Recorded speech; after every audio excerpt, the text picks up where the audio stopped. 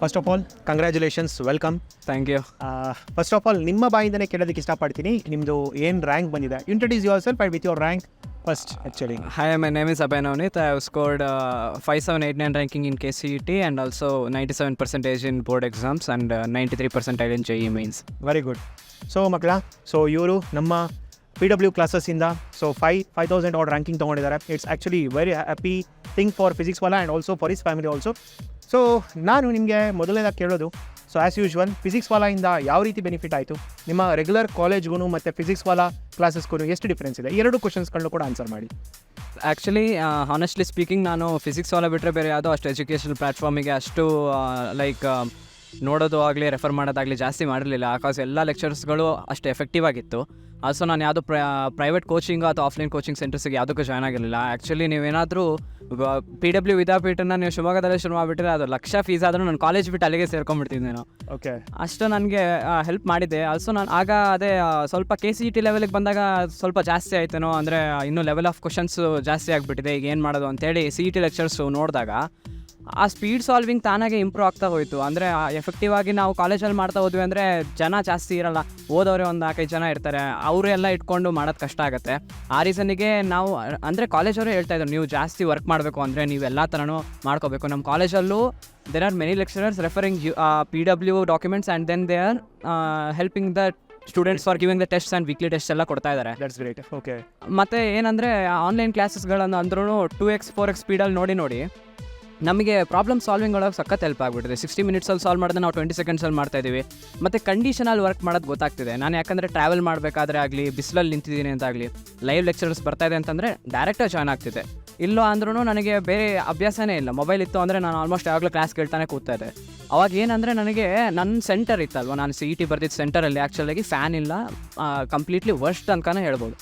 ಅಂಥ ಸಿಚುವೇಷನಲ್ಲೂ ಸಾಲ್ವ್ ಮಾಡೋವಂಥ ಕೆಪಬಿಲಿಟಿ ಮತ್ತು ಮೋರ್ ದೆನ್ 8 hours ನಾನು ಕುತ್ಕೊಂಡಿದ್ದೀನಿ ಅಂತ ನನಗೆ ನಂಬೋಕ್ಕಾಗ್ತಿಲ್ಲ. Good, very good. Even well coming the journey and I have to I am very grateful for physics Wallah because ₹1 cost ಮಾಡಿದೆ ಸರ್. ನಾನು ಶಿವಮೊಗ್ಗದಿಂದ ಇಲ್ಲಿವರೆಗೂ ಇಲ್ಲಿ ಬಂದು ಊಟ ಎಲ್ಲ ಕಾಸ್ಟು ಅವರೇ ನೋಡಿದ್ದಾರೆ. And that's what student expects. ಅಂದರೆ ಅಷ್ಟು ಓದಿದ್ದೀವಿ ಮತ್ತು ಆ ಫ್ಯಾಕಲ್ಟಿ ಅವ್ರದ್ದು ಸಪೋರ್ಟ್ ಎಷ್ಟಿದೆ ಅಂತಂದರೆ ನಮಗೆ ಒಂಥರ ಗ್ರೇಟ್ಫುಲ್ ಫೀಲ್ ಆಗುತ್ತೆ. ಯಾಕಂದರೆ ಮೊಬೈಲಲ್ಲಿ ನೋಡ್ತಾ ಇರ್ತೀವಿ, ಇದೇ ಮೊಬೈಲಲ್ಲಿ ಕೈ ಇಟ್ಕೊಂಡಿದ್ದೀವಿ, ಅದೇ ಲೆಕ್ಚರ್ಸ್ಗಳು ಲೈವಾಗಿ ಕಾಣಿಸ್ತಿದ್ರೆ ಆ ಎಕ್ಸೈಟ್ಮೆಂಟು ಎಲ್ಲ ಬೇರೆನೇ ಇರುತ್ತೆ.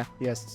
ಸೊ ಅದೇ ನಾನು ಫಸ್ಟು ಆ ವೈಟ್ ಬೋರ್ಡಲ್ಲಿ ಟೀಚ್ ಮಾಡ್ತಿದ್ದೆ, ಅಲಕ್ ಪಾಂಡೆ ಸರ್ ಸಡನ್ನಾಗಿ ಹಿಂಗೆ ಎವಲ್ಯೂಷನ್ ಹಾಕಿ ಸ್ಮಾರ್ಟ್ ಬೋರ್ಡ್ ಒಳಗೆ ಎಲ್ಲೆಲ್ಲೋ ಸೆಂಟರ್ಸ್ ಓಪನ್ ಮಾಡಿಕೊಂಡು ಈ ಲೆವೆಲಿಗೆ ಬೆಳೆಯುತ್ತೆ ಅಂತ ನಾನು ಎಕ್ಸ್ಪೆಕ್ಟ್ ಕೂಡ ಮಾಡಿರಲಿಲ್ಲ. Very good, very good. ತುಂಬ ಖುಷಿ ಆಯ್ತು ಆ್ಯಕ್ಚುಲಿ. ಎಷ್ಟು ಎಕ್ಸ್ಪ್ರೆಸಿವ್ ಆಗಿ ಅವರು ಏನೇನು ಅನುಭವಗಳಾಯ್ತೆಲ್ಲ ಹೇಳ್ಕೊಂಡು ಬಂದಿದ್ದಾರೆ. Actually I am very happy for that. And ನಿಮಗೆ ಈಗ ಆನ್ಲೈನ್ ಕ್ಲಾಸಸ್ಗಳನ್ನ ಮ್ಯಾನೇಜ್ ಮಾಡೋದು ಎಷ್ಟು ಕಷ್ಟ ಆಯಿತು, ಅಥವಾ it was easy for you? ಹೇಗೆ? ಸ್ವಲ್ಪ ಕಷ್ಟನೇ ಆಯಿತು ಸರ್. ಯಾಕಂದರೆ ಕಾಲೇಜ್ ಮತ್ತು ಫಿಸಿಕ್ಸ್ ವಾಲಾ ಕ್ಲಾಸಸ್ ಬ್ಯಾಲೆನ್ಸ್ ಮಾಡೋದಕ್ಕೆ ಈಸಿ ಆಯಿತು. ಇದು ತುಂಬ ಜನರ ಪ್ರಾಬ್ಲಮ್ ಸರ್ ಇದು. ಯಾಕಂದರೆ ನನ್ನ ಜೂನಿಯರ್ಸು ತುಂಬ ಜನ ಕೇಳ್ತಾರೆ, ಕಾಲೇಜೇ 8:30 ಶುರುವಾಗಿ 5:30 7:30ವರೆಗೂ ಕಾಲೇಜ್ ಮಾಡ್ತಾರೆ, ನಾವು ಯಾವ ಟೈಮಲ್ಲಿ ನೋಡಬೇಕು ಅಂತ ಕೇಳ್ತಾರೆ. ನಾನೇನು ಮಾಡಿಬಿಡ್ತಿದ್ದೆ, ಮೋಸ್ಟ್ ಆಫ್ ದಿ ಟೈಮ್ ನಾನು ಕಾಲೇಜ್ಗಳಿಗೆ ಸೆಕೆಂಡ್ PU ಅಂತೂ ನಾನು 70% ಅಟೆಂಡೆನ್ಸ್ ಆಗಿದೆಯಲ್ಲ ನನಗೆ ಡೌಟ್ ಇದೆ. ಅವಾಗೆಲ್ಲ ನಾನು ಏನು ಮಾಡ್ತಿದ್ದೆ, ಜಸ್ಟ್ ಕ್ಲಾಸಸ್ಗಳಿಗೆ ನೈಟ್ ಜಾಯ್ನ್ ಆಗ್ತಿದ್ದೆ. ನಾನು ಆ್ಯಕ್ಚುಲಾಗಿ ನೈಟ್ ಔಲ್ ಆಗಿದ್ದೆ. ನಮ್ಮ ಮನೇಲೂ ಅದಕ್ಕೆ ಸಪೋರ್ಟ್ ಮಾಡಿದ್ರು. ಯಾಕೆ ಅಂದರೆ ಫಿಸಿಕ್ಸ್ ವಾಲಾದ ಒಂದು ವೀಡಿಯೋ ತೋರಿಸಿದೆ, ಅವರು ಮೈನ್ ಚಾನಲ್ ಒಳಗೆ ಬಿಟ್ಟಿದ್ರು, ನೈಟ್ ಔಲ್ ಮತ್ತು ಮಾರ್ನಿಂಗ್ ಬರ್ಡ್ ಅಂತ ಒಂದು ವೀಡಿಯೋ ಬಿಟ್ಟಿದ್ದೆ. ಅದನ್ನು ತೋರಿಸಿದೆ ನಾನು. ಹಿಂಗಿದೆ ಅಮ್ಮ, ನನಗೆ ಹಿಂಗೆ ಪ್ರಿಪ್ರೇಷನ್ ಮಾಡಬೇಕಾದ್ರೆ ನನಗೆ ಯಾಕೆ ಕಂಫರ್ಟೇಬಲ್ ಅದನ್ನೇ ಮಾಡಬೇಕಾಗತ್ತೆ, ಮತ್ತು ನೀವು ಒಂದು ಯಾವುದೋ ಲೆಕ್ಚರರ್ಸ್ ಎಲ್ಲ ಹೇಳಿದ್ದನ್ನು ನಾನು ಅವ್ರು ಕೇಳಿಸ್ಕೊಂಡಿದ್ರು. ಸೊ ಏನಾಯಿತು, ನಾನು ಮಾರ್ನಿಂಗ್ 5 hours ಸ್ಲೀಪ್ ಮಾಡ್ತಿದ್ದೆ, ನೈಟ್ ಪೂರ್ತಿ ನಾನು ಲೆಕ್ಚರ್ಸೇ ಕೇಳ್ತಾ ಕೂತ್ಕೊಳ್ತಿದ್ದೆ. Very good. ಬಟ್ ಅದು 2x 3x ಆಗಿದ್ದರಿಂದ ನನಗೆ ಸ್ಯಾಟಿಸ್ಫ್ಯಾಕ್ಷನ್ ಸಿಗ್ತಾಯಿತ್ತು. ಈ ಪ್ಲೇ ಲಿಸ್ಟ್ ಮುಗಿಸ್ಬಿಟ್ಟಿದ್ದೀನಿ ನಾನು ಇವತ್ತು, ಈ ಚಾಪ್ಟರ್ ಮುಗಿದೋಯ್ತಲ್ಲ, ಕಾನ್ಫಿಡೆನ್ಸ್ ಜಾಸ್ತಿ ಆಗ್ತಿತ್ತು. ಅದು ಯಾವ ಲೆವೆಲ್ಗೆ ಅಂದರೆ ಸರ್, ನಾನು ಪ್ರಿಪ್ರೇಷನ್ ಟೈಮಲ್ಲಿ ಎಷ್ಟು ಹೆದರ್ತಿದ್ನೋ ಅದ್ರ 1% ಕೂಡ ನಾನು ಎಕ್ಸಾಮ್ ಟೈಮಲ್ಲಿ ಹೆದರಿರಲಿಲ್ಲ. Good, good. ಫುಲ್ ಕಾನ್ಫಿಡೆಂಟೇ ಎಕ್ಸಾಮ್ ಬರೆಯೋದು. ಯಾಕಂದರೆ ಇವ್ರು ಹೇಳೋ ರೀತಿ ಹೇಗಿದೆ ಅಂತಂದರೆ, ಯುದ್ಧಕ್ಕಿಂತ ಮುಂಚೆ ತಯಾರಿ ಚೆನ್ನಾಗಿದ್ರೆ ಯುದ್ಧದ ದಿನ ಏನೂ ತಲೆ ಕೆಡಿಸ್ಕೊಳ್ಳೋ ಅವಶ್ಯಕತೆ ಇಲ್ಲ, ಆರಾಮ್ಸೆ ಗೆಲ್ಬೋದು ಅಂತೇಳಿ ಸ್ಯಾಟಿಸ್ಫ್ಯಾಕ್ಷನ್ ಇದೆ ಸರ್. ಯಾಕಂದರೆ ಸುಮ್ಮನೆ CET ಒಳಗೆ ಹಾಗೆ ಹೀಗೆ ಹಾಕಿ ಬಂದವ್ರಿಗೆ ನಾನು ಸಾಲ್ವ್ ಮಾಡಿರೋದ್ರಿಂದ ಎಲ್ಲ ನೀವು ಹಾಕಿದ ಕ್ವಶನ್ಸ್ಗಳು ಬಂದಿತ್ತು, JEE ಕ್ವಶನ್ಸ್ಗಳು ಬಂದಿತ್ತು. ಮತ್ತು ಸ್ವಲ್ಪ ಏನು ಅಂತಂದರೆ ಔಟ್ ಆಫ್ ಸಿಲೆಬಸ್ ಬಂತಲ್ಲ, ಅದನ್ನು ಸಾಲ್ವ್ ಮಾಡಿದ್ದೀನಿ. ಯಾಕಂದರೆ JEE ಪ್ರಿಪೇರ್ ಆಗಿದ್ದರಿಂದ ಇದೇ ಹೆಲ್ಪ್ ಆಯ್ತಲ್ಲ, ಬೆನಿಫಿಟ್ ಆಯ್ತು, ಆ ಸ್ಯಾಟಿಸ್ಫ್ಯಾಕ್ಷನ್ ಇದೆ. ನಾನು ಯಾವ ಕ್ವಶನ್ ಕೊಟ್ಟರು ನಾನು ಸಾಲ್ವ್ ಮಾಡ್ತೀನಿ, ಆ ತಾಕತ್ ಬಂದಿದೆಯಲ್ಲ ಅಂತ. ಸೊ ನಿಮಗೆ ಇನ್ನು 2 ಕ್ವಶನ್ ಕೇಳಕ್ಕೆ ಇಷ್ಟಪಡ್ತೀನಿ. ಮೊದಲನೇ ಕ್ವಶನ್ ಬಂದು ನಿಮಗೆ 2ರಲ್ಲಿ ನಿಮ್ಮ ಜೂನಿಯರ್ಸ್ಗಳಿಗೆ ಏನು ಸಜೆಸ್ಟ್ ಮಾಡೋಕ್ಕೆ ಇಷ್ಟಪಡ್ತೀರಾ? ಜೂನಿಯರ್ಸ್ಗಳು ತುಂಬ ಜನ ಯೋಚನೆ ಮಾಡ್ತಿರ್ತಾರೆ ಮತ್ತು ತುಂಬ ಸಜೆಸ್ಟ್ ಮಾಡ್ತಾ ಇರ್ತಾರೆ.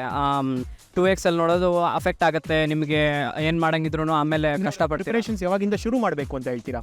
ಫ್ರಮ್ ಆ ಡೇ 1 ಅಲ್ಲ ಸರ್, ಈಗಂತೂ ನನ್ನ ಕ್ಲಾಸ್ 11th ಇಂದನಾ, ಕ್ಲಾಸ್ 12th ಆದಮೇಲೆ, ಅಥವಾ ಬೋರ್ಡ್ಸ್ ಎಕ್ಸಾಮ್ ಮುಗಿದ್ಮೇಲೆ? ಲೈಕ್ ಈಗೆಲ್ಲ ಸರ್ ಇವಾಗ ರೀಸೆಂಟ್ ಡೇಸಲ್ಲಿ ಅಂದರೆ ಇನ್ನೂ ಇವಾಗ ಸ್ಟಾರ್ಟ್ ಮಾಡ್ತಿದ್ದೀವಿ JE ಬಗ್ಗೆ ಮತ್ತು CET ಬಗ್ಗೆ ಎಲ್ಲ ಗೊತ್ತಾಗ್ತಿದೆ ಅಂತಂದರೆ ಇವಾಗ 6th ಫೌಂಡೇಶನ್ ಶುರು ಮಾಡ್ತೀವಿ ಸರ್ ಎಲ್ಲ ಇದು ಕಡೆಯಿಂದನೂ.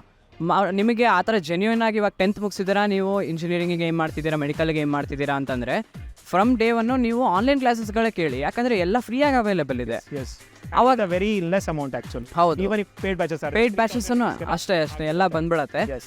ಮತ್ತು ಅದೇನಾಗುತ್ತೆ ಅಂದರೆ ನಮಗೆ ಆಫ್ಲೈನ್ ಲೆಕ್ಚರ್ಸ್ಗಳು ಕಾಲೇಜಲ್ಲಿ ಮಾಡ್ತಾರಲ್ಲ, ಅದಕ್ಕೆ ಹೈಲಿ ಸಪೋರ್ಟಿವ್ ಆಗುತ್ತೆ sir. Good. That's the reason ನಾನು ಬೋರ್ಡ್ ಎಕ್ಸಾಮಲ್ಲಿ ಸ್ಕೋರ್ ಮಾಡೋಕ್ಕಾಗಿದ್ದು, ಇಲ್ಲ ಅಂದರೆ ಅದು ತಲೆ ಹೋಗೋದು ಕಷ್ಟ. Yes S.